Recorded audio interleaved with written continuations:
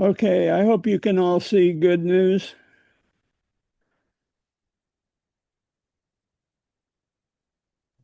Yeah, I can see it. Is that Okay, why the screen's blank? yes. There is no good news. Well, here's the good news. German opera, Hamburg, Monsters Paradise. Here's your clue what the theme is. There's a monster over the White House, and this Oh this my goodness. this is their um, high culture, German high culture representation of you know who. This is the composer, this is the conductor. So Germany's taking a little bit different uh, approach than Bad Bunny. Bad Bunny, his political statement really was unity. It was really quite uplifting and pleasing, and I was quite surprised. And he made it historically specific. You know, you take a global stage, and he made it really personal. So it starts off with him in the sugarcane fields, just like the history of Puerto Rico started. And of course, there was a lot of um, uh, labor exploitation with that, and there were slaves. So, but that's where he decided to start, and then he went through a street scene, a Puerto Rican street scene, and Lin-Manuel Miranda did a musical before Hamilton that showed and captured the street scenes in the Latino culture. And so he goes past a vendor selling things. This is an actual guy that owns a taqueria in LA. And Bad Bunny put him in the Super Bowl halftime show. So he goes past different vendors, and then women at a nail salon, part of the street scene. Older men playing dominoes. There were even a couple of boxers uh, fighting. Um, and then this was interesting. There were three telephone poles, and what was that about? And there was a lot of smoke, and he sang the song called in English "The Blackout," which has become kind of a resistance anthem because it took the government a long time to get the electricity going after Hurricane Maria in 2017. Mute. And so he had workers up on these telephone poles. He even climbed up at one point on a tower. May There, I interject, John? yes. So that blackouts remain um, frequent. In fact, when I was scheduled to visit um, a person who had been imprisoned when my aunt was in prison in 2023, so just 2 years ago, our meeting was canceled because of a blackout in San Juan. But there are frequent blackouts still throughout the island, especially in the more rural areas. And what the American companies have done is try to recreate the grid instead of putting in solar and wind, which are plentiful there. Huh. Okay. So not very enlightened, and in 2017, our response was not very enlightened either. You'll remember Trump visiting and throwing rolls of towels. So another stop in Bad Bunny's trip along the street was a matriarch of a long-running Puerto Rican social club in Brooklyn. So he's really bowing to the Puerto Rican presence in America. And that's the actual lady, Tonita, who was there with a replica of her storefront. And that reminded me a social club, the Buena Vista Social Club, which was a celebration of Cuban music that came out around the time that we visited Cuba. So this institution of street institution of the social club is common. Um, the interesting thing for me is that Bad Bunny put down misogyny in reggae music, and I'm glad to see that because misogyny in hip hop really bothers me. And so this is a specific song that takes that on. All this is from a nice New York Times summary article of the halftime show. Um, he shared the spotlight, former star Ricky Martin, but Lady Gaga showed up in her blue dress, and you can tell me, Jim, was this a nod to the color of the Puerto Rican independence flag? Well, actually, the Puerto Rican flag, which is a mirror of the Cuban flag, by the way, Uh-huh. as you'll see dark blue and you'll see light blue represented here and there. A light blue is what the independence people favor. So you'll see at least initially, when he has a flag, it's light blue on the flag. And yes, I think this is a nod to a more free Puerto Rico or self-governing Puerto Rico, if you will. Okay. All right.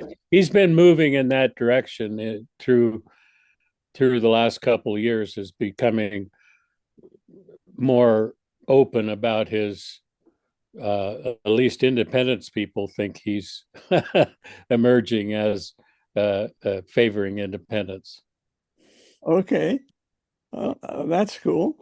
And then I guess there were other encoded messages and visual cues.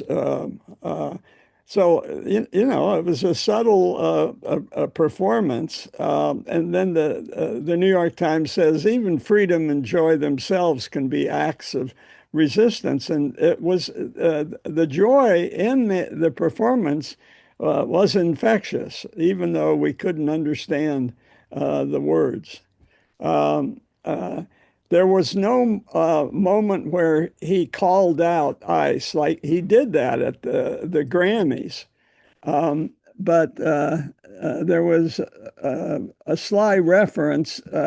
Apparently, in the street scene, a child was watching on the TV screen was a picture of Bad Bunny accepting his Grammy. Yeah, Bob. Just a comment on not being able to understand it. Not that I'm one of the cultural elite, but I have been to an occasional opera which is entirely in Italian and managed actually still to enjoy it. Yeah, they have super titles I was going to say, yeah. in some productions, which Well, I put on the titles on my own screen oh during the performance. yeah, However, we did. however, all I got mostly was Spanish, but being able to read the Spanish, I was halfway to Yeah, understanding it. yeah, good point. That's what we did too, and it helped a little bit. Yeah. Um, But it moved too fast. yeah, they speak fast. So the Porch crowd apparently was a who's who of Latin American artists, athletes, and influencers. I don't know enough about it to recognize many of them. There were some baseball players. Um, the at the end, I thought this was touching. He shouted, "God bless America," and then he ran through the list of the countries going from south to north geographically with their flags. And then at the end, he'd been carrying a football during most of the performance, and he holds it up and says, "Together we are America." I thought that was a nice touch. And then the people who had the flags ushered him off the stage. So, um, yeah, Bob, did you have another? I apologize. Another. Yes, We Are All America is essentially a beautiful exposition of the Monroe Doctrine, or that this is our hemisphere and we're all part of it. Well, Yeah, A bit simple, perhaps. that's a nice sentiment, Bob. I interpreted Jim. that one differently. The Monroe Doctrine. It's hands off. We get to exploit this rather than we are all together. I did want to comment, John, on your favorable comment on Bad Bunny's put down of misogyny. The coincident halftime show, which featured Kid Rock, Yeah. which the Mega put on, attended by a fraction of the number of people who watched the halftime show itself. But that called people to recall one of Kid Rock's lyrics about young women. I like them underage. Some say that's statutory, but I say that's mandatory. That's Kid Rock. That's who MAGA put on the stage at the same time as Bad Bunny. Oh man. And to think that the evangelicals were watching that. The cognitive dissonance is really striking. Yeah. So Can I add something, John? yes, please. So my impression, and most of this is from being in Latin America, in Puerto Rico, and also in Ecuador, is that Latin American people resent United States referring to America as though America equals United States. So we say, we are Americans, and Bad Bunny points out, well, the whole hemisphere is bad Americans. But when we say America does this, America does that, we're saying that the United States does this or does that, which offends Puerto Ricans and Latin Americans because, who are we to say we constitute the term America? And I think Bad Bunny was making a statement there, Donald, you are not all of America. Yeah. This entire hemisphere. Yeah. Yeah. Well, and John, I think 1.3 million watched the Kid Rock versus 135 million. So it was 1% that watched that. Yeah, very small. And the others, I wonder if that means that we should rename it the Gulf of the Americas. Well, also somebody said they were showing Trump at Mar-a-Lago, and up on the screen was Bad Bunny, which seemed odd because they should have been watching Kid Rock, right? You'd think. You'd think. All righty. So, are we done with Bad Bunny? Any other comments, Bob? Oh, just to say thank you so much to you and all the other well-informed participants here, because although, as I said, I thought it was a remarkable Broadway show, in 13 minutes flat, and the way they put it together in just a few minutes was extraordinary. I had not got many of the subtleties of the performance which you have just articulated. Thank you so much to all of you. Oh, well, thank you, Bob, and thank the New York Times. If you want, I anything that's got history in the headline, I look, and it was the history behind Bad Bunny's performance. So There was another thing from Heather Cox Richardson yesterday that spoke to some of this. I'll send it to you. okay, all right, good. All right, so onward we go. Geopolitics. Uh, and I'll spend more time on this next week, but it was a fascinating landslide um, with Takaichi Sanai um, rolling the dice big time and calling a snap election because she was banking on her personal popularity, not necessarily on her policies, which still are going to be a problem. But she cashed in on her personality and now has the largest uh, majority the LDP has had in almost its history. So I'll do a deep dive on that next week.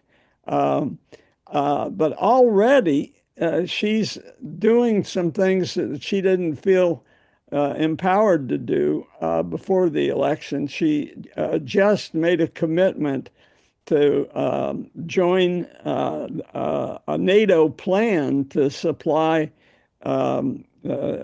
Ukraine. Now, the Japanese Constitution limits aid that she can give to non-lethal supplies, but she's stretching that. And you'll remember she stood up to Xi Jinping, and he put her under withering pressure. But she's earned her title, the Iron Lady. She held firm on her support for Taiwan. All right, some submitted graphics. It's I've been accumulating a lot of graphics. Yeah, Bob. Well, I can't resist a historical reference to the original Iron Lady, who also called a snap election and won that in a landslide back in 1983. Okay. All right. Yeah, Margaret Thatcher herself. And Margaret Thatcher is Takaichi Sanai's hero. She's very conservative. Her politics are.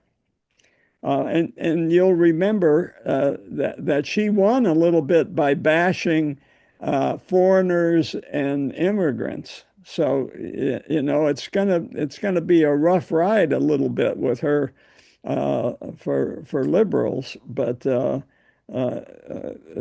she sure made Asian politics much more interesting. Um, all right, so submitted graphics, adult literacy. Um, we're not surprised. It kind of fits. The left coast is um, well represented in the blue areas. Um, I can't remember who sent these to me, but otherwise I'd call you out. But I thought this was an interesting one. It shows the West Coast is public lands, national forests, but the East Coast is mostly private forest lands, corporate forest lands. So that's fascinating. I'll take credit for both those, John. Yeah, thank you, Pepper. Um, and then I wanted to say a few things about some movies that in this time of turmoil, there are some nice movies that have attracted my attention. I just thought I'd talk about three with your indulgence. Um, this is one that our local movie cinema group offered, they show it every 6 weeks at the library. And this week it was Mr. Nobody Against Putin. And it was about a whistleblower in the Ural Mountains in a godforsaken place in the middle of nowhere, known for its copper processing, and it's making it one of the most polluted places in Russia, which is saying something.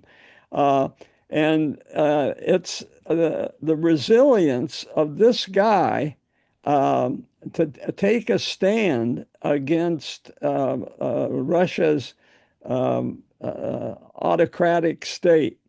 And he was able to do this in his job working in a high school where he was the events coordinator and audio visual manager. And he manages over the course of 2.5 years to document the Putin administration's attempts to control the public perception of the Ukrainian misadventure. And Mr. Nobody, he's referring to himself, self-deprecating, but he turns out to be anything but a Mr. Nobody. He had to record, the Russian bureaucracy dictated that every school had to present the propaganda about the war, and they had to submit proof that they had done it through audio tapes. So here he is, his position. He's being directed to make the audio tapes. So Putin's really being hoisted on his own petard. This movie was a winner at Sundance. Bob, it's the Danish entry for the best international film feature, but it's also up for the best documentary at the Academy. Yeah, Homer. Well, I just wish he was on the other side of the saw, because when he cuts off his nose, he's going to fall. And Putin does not treat his critics kindly. Well, he's got a solution for that, and I'll share that. It's available on Apple and Prime. Actually, I looked it up. He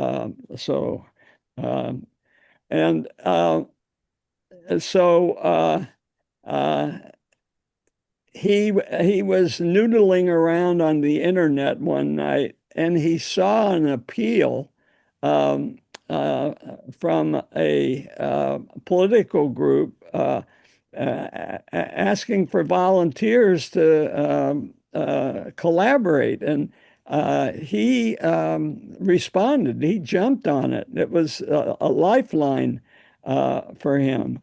And they're the ones that helped him process the video and actually eventually helped him get asylum in Europe. So he's no longer in Russia. Oh, that's good to hear. That doesn't mean he's beyond Putin's reach when this movie comes out, but at least he managed to escape. And he was brave. He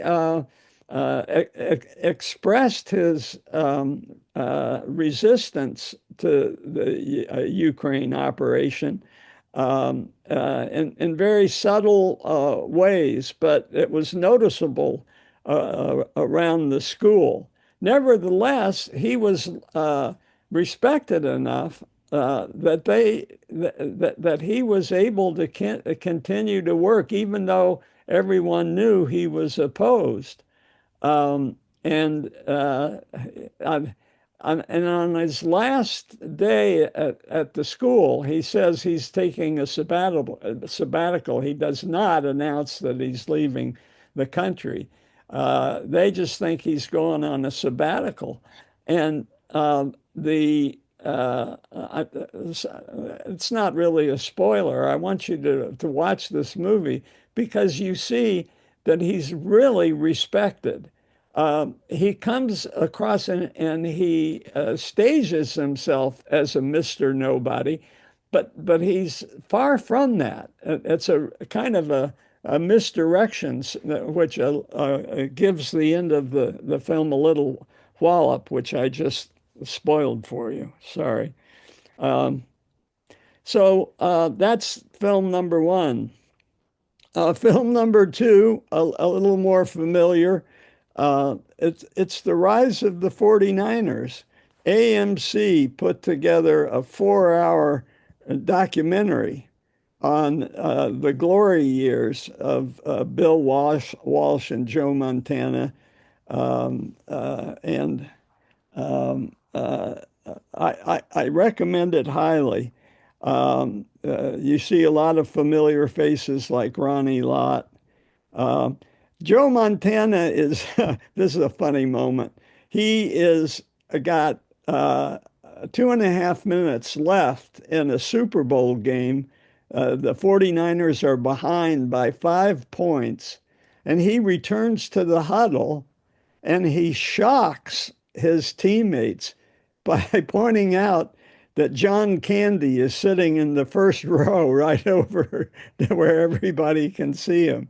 And it showed that he has ice water. He had in his veins, he had a sense of perspective somehow. It was such an interesting moment, a glimpse in Montana's psychology that I'm still trying to come to terms with. I'm a big fan of John Candy myself, Canadian, and he just died. So there you go. But the other point that they make, even before the football comes into it, is how much San Francisco needed the 49ers. And that's what's at the end of this book. God, I'm spoiling one thing after another. The Season of the Witch. It starts in the 1950s, and by the time you get to the 70s, you have to deal with the assassination of Milton Moscone. You have to deal with Jonestown and the beginning of the AIDS epidemic. So San Francisco really needed it. I hate to admit it, but Jim Jones was a Hoosier, and there's quite a story here that I may tell at some point. But it's multifaceted, really a tragedy. But we'll leave that for another day. Film number three, Sinners. So Sinners, at the core, is about music. And it's got a number of its 16 nominations, by the way, the most in the Academy history, is for its music, at the center of which is Delta blues.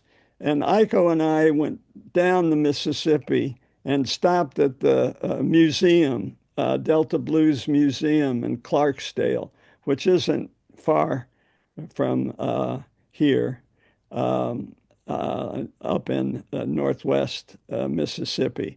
And it was a resident of Clarksdale, Muddy Waters, that founded the museum. The Economist points out that Sinners is one of three movies that are defiantly political. That all three, including Sinners, have a man on the run and a society turned upside down. In the case of Sinners, it's twins on the run. They're on the run. They've gone up to Chicago, fell in with the mob, and managed to leverage a lot of money and ran from Chicago back to their home near Clarksdale. So that's Sinners. I don't know how many of you've seen One Battle After Another. That's DiCaprio, basically on the run over a couple of generations. It's a real epic. And then Marty's Supreme, about of all things, a Jewish table tennis player. And Sinners, like all three, is frenzied and somewhat exhausting. But there's certainly the Ku Klux Klan involved, and it's done by Ryan Coogler.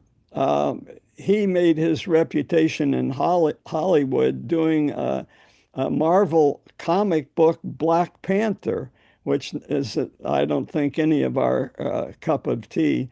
But in that, it stars Michael Jordan, one of the stars. And you may remember Coogler's first movie, Fruitvale Station, a docudrama about the murder at Fruitvale Station, a police murder. Black Panther also has a nod to Oakland. Oh, sure. Yeah. I remember I worked in the ER at Highland Hospital in Oakland during the era of Huey Newton. So, yeah. Friday night in the ER was quite something. And then there was a sequel that Coogler did, another Black Panther movie. This is Ryan Coogler, and I want to encourage you all to watch the first half, and you can do that streaming. But you should know what this movie uh, uh, is about. It's the most nominated movie. And what does that tell us about this moment? What does it tell us about Hollywood? What does it tell us about the movie? But I fell into a trap with this movie, and I'm going to spoil it because if I don't tell you and you wind up going to it with the inability to uh, uh, uh, graciously get up and walk out, I couldn't watch the second half because they demonized Irish music, I thought. Um, and it's because the Irish musicians are vampires. And I thought, oh, this message is about cultural expropriation. They're trying to suppress the blues. But that's wrong. If I hadn't read about it and dug deeper on my own, when I stopped watching, I had to leave when the vampires came out. I just can't do it. And needless to say, Aiko couldn't either. But to understand the movie, you have to understand that Coogler actually admires Irish culture, and including Irish music, because he sees that both the blacks and the Irish are fellow victims of oppression. Um, and what you also helps you understand is Coogler's musical collaborator, is a Swedish immigrant, Ludwig Göransson, and he's been doing the music on every one of Coogler's films, including the Panther movies. They met in college when they were both studying film at USC. Um, so I thought that connection was interesting and gave me pause. And it's Goranson, who has really buffed up and presented Irish music quite compellingly. Yes, Homer. Well, if you want another version of the Irish quote appropriating a blues song, it's the Commitments, where they sing. It's a working class group in Dublin who work on singing Try a Little Tenderness, Otis Redding's great song. And it's really more a tribute than it is cultural appropriation, which is a concept that bothers me a lot because it can confuse admiration for something else.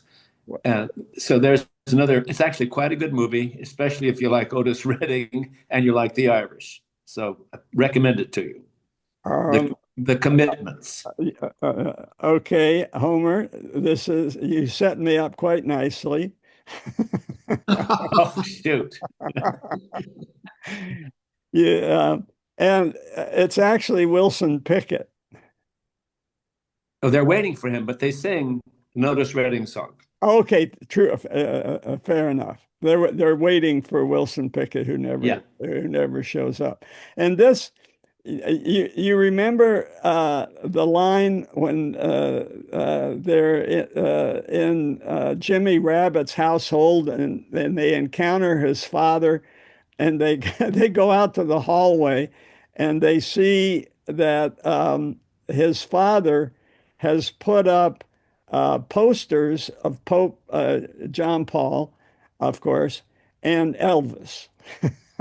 And then he delivers this provocative line that I remember from the movie that the Irish are the blacks of Europe. The Dubliners are the blacks of Ireland, and the working class North Dubliners are the most marginalized of all. And all these kids are from North Dublin. So there is this, Homer and I both appreciate this solidarity with African American music expressed in this movie. And if you haven't seen it, you should. And in particular, I don't know if you'll remember this, but the most moving song was Ride, Sally, Ride, Mustang Sally. Yeah, Bob. Oh, you probably haven't finished your comment on Mustang Sally, but I just wanted to say one thing about the movie Sinners. When it got to the vampires, I turned to Annie and my wife and said, "What is all this about?" And I kind of lost interest in the movie. And I also thought it was far too gory. But it was the next day or the day after when I began to think about the whole theme. And I'm not even sure I've got it right now because it was so frenetic, like the other two movies you mentioned. And as you say, they're all about three men on the run. So the speed of action maybe was all part of the motive. But I began to think that perhaps the vampire state was the only state where both the Irish and blacks in the United States have freedom. I'm not sure still. I haven't read it. I meant to maybe look for some reviews, which I haven't done. But otherwise, I couldn't understand what all the vampires were doing.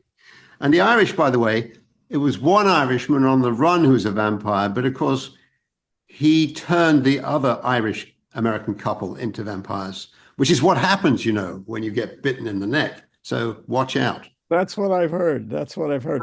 Well, it's interesting, you mentioned that, but at the very beginning, Native Americans show up at the door, and they know that this vampire is on the loose, and they try to warn people before he turns them as well. Yeah. So. Yeah, Homer did. Okay, that's okay. You're He'll muted, Homer. he'll come in. Bob again. Yes, again, last time I promise. I think I've exceeded my limit of 8 or 9. Um, Once, not long ago, I drove from Memphis to Vicksburg down route whatever it is and drove right through Clarksdale. Yeah, that's what we did. And the rain was crashing down. I said to my partner on this road trip, the water's coming up on either side of the road. I'm absolutely petrified. Lightning, more rain. And I realized that the Mississippi Delta reaches so far north into the main body of the United States that you could drown easily between Memphis and Vicksburg. And we didn't stop. We had intended to visit the muddy waters. And of course, that's an interesting name for us, a man to give himself. Yeah. I think the river was the Yazoo River. It was unbelievable. Oh yeah, in Vicksburg. That the Yazoo comes in at Vicksburg, and it was a big part of General Grant's conquest of Vicksburg. But that's history for another time. It's very good. All right. What is anybody else ready to talk? Okay, I'll go on. Raise your hand again. Um, so there's a guitar that's the center of this movie, and it's played by a character named Sammy, who's the son of a preacher. And this guitar is a 1932 Dobro that belonged to Charlie Patton. So you hear Charlie Patton's name in the movie. And what does this Swedish music director do with that? Well, they just folded in to the plot, and Charlie Patton is recognized as the father of the Delta blues. And so I said, "Oh, well, let me look this up. What's up with Charlie Patton?" Well, you look at Charlie Patton and you go, "Hold on, there's some real mixing going on here." And he was thought to have black, white, and native heritage, and so and he's recognized by some as being the father of the blues. So uh, he was relatively cosmopolitan, like the twins in the movie. He'd been to Chicago a lot, and he put a lot of showmanship in his performances. This was his wife and recording partner. They had a turbulent relationship.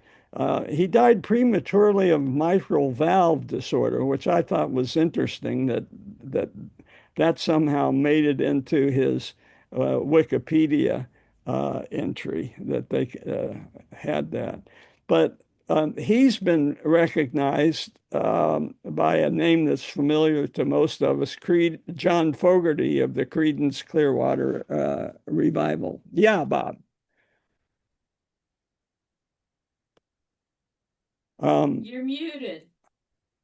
There's a cameo role appearance right at the end of the movie, which you missed, of Sinners, takes place in the current day, and a meeting in a bar somewhere with Buddy Guy. And I Buddy Guy, the terrific Delta blues artist. And just thought, in case you were interested, just to watch the last 4 minutes of the movie at some point. Yeah, yeah. So a friend tipped me off to that. So I went back to where I dropped out. I went to the end of the movie, and it's after the credits. Buddy Guy is the 70-year-old version, excuse me, version of the preacher boy, the kid, Sammy. And so Sammy survives that night of the vampires, and he's visited in his old age, and a couple of the vampires from the night, one of the twins. I'm really spoiling the hell out of it, but I want you to watch it, and fast forward from the middle to the very end, as Bob points out, and they offer him immortality. That's the deal with the vampires. The Irish vampire that comes into this scene in Mississippi, he's 1,000 years old. And so these vampires who have been turned by him come to Sammy, who's sounds like about the only survivor of that night, and offer him immortality. So it's a very important part of the movie, but you're not going to know it if you stop watching, if you can't stomach the vampires like me. Okay, so Creedence Clearwater, songs that we've all heard and loved, and they honored Charlie Patton by putting up his tombstone. Also, right in the middle is an Irish tune, The Rocky Road to Dublin, from the 1840s. So it's a classic Irish song that they elected to put right in the middle of the movie. So this is really a blending of Irish heritage and Black Southern culture, and a celebration, as they say, of identity, deep connection between different cultures. Um, uh, and so I have complicated feelings for this, as I've already, and I think Bob and I have communicated. It's not critical of Irish culture. So watch it streaming at home and fast forward to the key scene after the credits. All right, so that's about all the time we'll have. So, comments?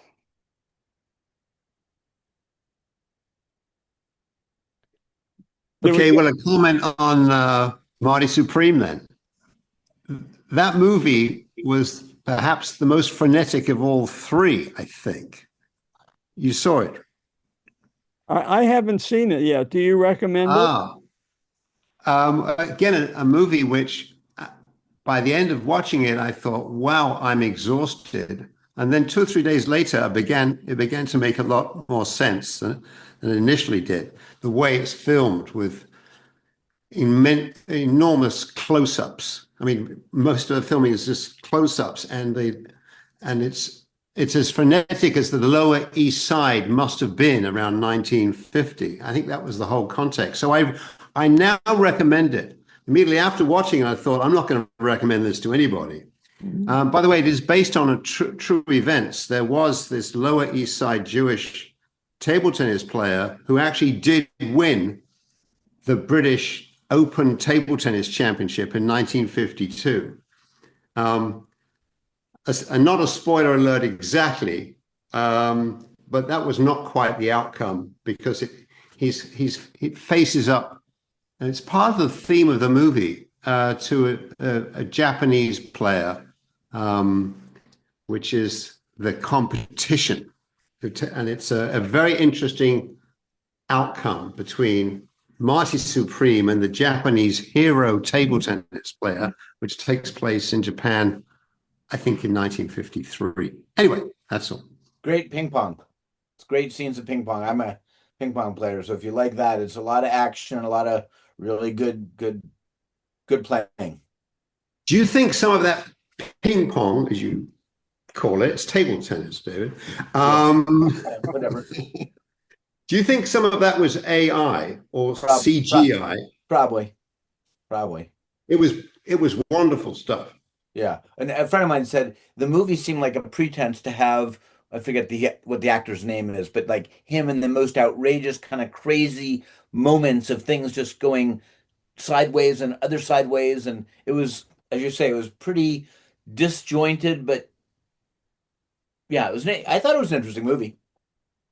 Timothy Chalamet. Chalamet, yeah, thank you. Yeah, it's a lot of him and in these just weird situations with different people and him. He's a very distasteful. He's an anti-hero, is the best way. Yeah, he's kind of a brat and he's very pompous and self-possessed and confident, but it was interesting. Hey, John, this is Tom. I thought one of the three movies you were going to talk about was that movie that I saw you down at the Lafayette Library about Hungary. Uh, I'm not sure about that, Tom. Yeah, there was a woman. There was a woman who showed that picture about Hungary, and what's his name? Borgan or Iko and I will have to look at our calendar and to see what that could have been. yeah, I thought it was at the movie. That's the first time I met you guys in person. Yeah. We'll sort this out, Tom. I could be wrong. I could be wrong. Oh, I remember meeting him. We met you. We just can't Remember the movie. the Hungary. Okay. But it'll occur to us as things will at this time of life. Yeah, Homer. Just one, since you commented on the line from the Commitments on the Irish being the blacks of Europe, there was a book published in the 1960s for French Canadians on the Canucks being the white ends of America. Since I'm a Boucher, I read that book with interest. All right. Question. Iko. Bob, is that real, those trees behind you? Bob, where are those trees behind you? Oh, well, yes, they were here when we got here 33 years ago. So that's a picture. Not a picture. I'm just sitting in front of the kitchen window. So where You're are welcome you? to visit one day. Yeah. Wow, those are tall. But where are you? The outer end of Alamo at the entrance to Mount Diablo State Park, Wow. near Meseta Ranch entrance. Gosh, I would have thought it was northern Italy or something. Are those cypress trees? Yes. Thank you all for admiring them. This is the most I've ever heard anybody compliment our backyard. Thank you. Beautiful. Yeah, next week, why don't you take some photos and we'll turn them into slides. All right, folks. Any other comments? Otherwise, we'll adjourn to next week. Thanks, John. Thank you. Bye-bye. Bye-bye. Bye-bye. I'm staying, Jim. Okay.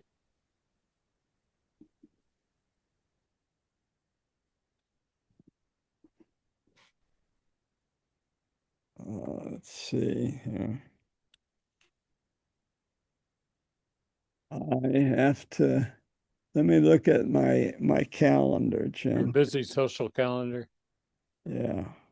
Next weekend is President's Weekend, so Catherine has Monday off. She might even have Tuesday, but either a late morning or lunch or dinner, any of those. Well, I'd have to confirm with her. Sometimes she has things on the weekend, but Okay. not. Well, how about how about Saturday? Yeah, I just don't know if she has something during the day. I don't. In the evening, I'm pretty sure we don't have anything planned. I can't do evening. Okay, I'll ask her about Saturday. Yeah, why don't you ask her about Saturday lunch? Okay. What time do you prefer? Noon. You like early or later? We could do. It doesn't matter to me. I don't think it would matter to her. I just, Well, let's if I'm gonna avoid the. propose Saturday, I want to know about what time to propose. Or you could say anytime, but you know, if you have a preference, let me know. Okay, why don't we say noon? Okay.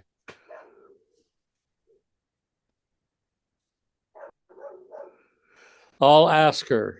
Sometimes she has things on Saturdays, so that might not work. Okay, well you let me know. Does Monday work at all, or you have things planned for Well, Monday I'm always planning for Tuesday. I see. Yeah, but you've got to eat sometime, John, and it's not that far away. Yeah, no, I'd rather not do Monday. Okay. And just to have a backup, I think she said she might be off on Tuesday. What about next Tuesday? Well, I've got Tuesday. Dinner. Tuesday's not good. Well, let me look and see.